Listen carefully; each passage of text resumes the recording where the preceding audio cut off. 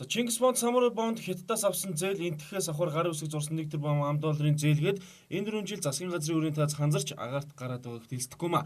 Монгол улсын жилийн төсөв 6-аас 7 их найд төгрөг байдаг гэж үзвэл за нийт 40 гаруй их найд төгрөгийн өрөнд орчход байгаа улс хэдэн жилийн төсөвтэй тэнцгэр мөнгийг энэ 4 жил зээлээр авах гэдгийг үзэгч та бүхэн харж байгаа хаа. Мэдээж эдийн засаг илгээрээ мөлхөж байгаа энэ үед за гаднаас хөнгөлөлттэй бол урт хугацааны зээлийг авч сэргэлт авах арга эрэлхийлдэгч манай улсын тухайд арай дэнцэн их хөрийг цуглуулсан асуудал болж хувираад байна гэдгийг за ард иргэд болоод мэрэгчлэтнүүд нь үзээд байна. Харин энтхийн ерөнхий сайд манай улсад зочлох үеэр энтхийг улсаас Монгол улсад хөнгөлөлттэй зээл олох асуудлыг хоёр орны найрсаг харилцааг үндэслэл олохоор тохиролцож манай улсын гадаад хэргийн сайд Пүрэвсүрэн саяхан энтхийг улсад айлчлал хийх үеэр тус улсаас авах $1 тэрбум $1 хөнгөлөлтөө зээлийн гэрээнд гар үсэг зурсан байна. За энтхийн улсад бол гадаад хэргийн сайдын хэмжээнд аль бисны айлчлал хийгээд олон давх мэдж байгаа өнгөрсөн 100 жил энтхийн ерөнхий сайд Нарендра Моди Монгол улсад анхудаа айлчлаад $1 тэрбум Америк долларын одоо хөнгөлөлтөө зээл олгоё гэсэн зээлийн ерөнхий хэлцээд гар үсэг зурсан. Засгийн газраас энэ дээр бол бас 1 жилийн хугацаанд нэлээд ажилласан.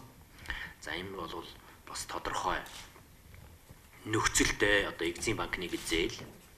Тийм учраас бол энтэх Монголын бас хоорондын эдийн засгийн холбоо, хэлхийн холбоо, энтхийн эдийн засгийн сонирхол тэн дээр бол бас нэлээд ажиллаж үзсний үндсэн дээр бол ер нь зорилт нь бол дэд үтсийн хөгжилт гэсэн. Тэгээд төмөр замын салбарт бол ихэнх нь авъя гэж засгийн газраас шийдээд ингээд энтхийн талтай уучлалт тохироод гар үсэг зурлаа. За энэнийг бол одоо яаралтай их хурлаар сойрхон батлах хэрэгтэй байгаа юм. Манай талаас тэгсний дараа бол ажил эхэлнэ. Тэгэхээр энэ хаврын чуулгандаа бид нэр ингээд багтаагаад бол энэ зээлийн хэлцээрийг улсын хурлаар бол батлуулж амжиж байхаа гэж одоо ажиллаж байна. Энэ дээр гадаад яам сангийн яамны зүгээс холбогдох бэлтгэл ажиллаж байна. Бид саяхан та бүхэнд бондуудын мөнгөний оновчтой үр дүндээ зарцуулалтын талаарх мэдээллүүдийг цуврал сурвалжлагуудаар хүргэж өгснэг санааж байгаа. Саяхан гэхэд гудамж төслийн санхүүжилт хаана вэ гэдэг асуудал олонний анхаарал төвсөрнө.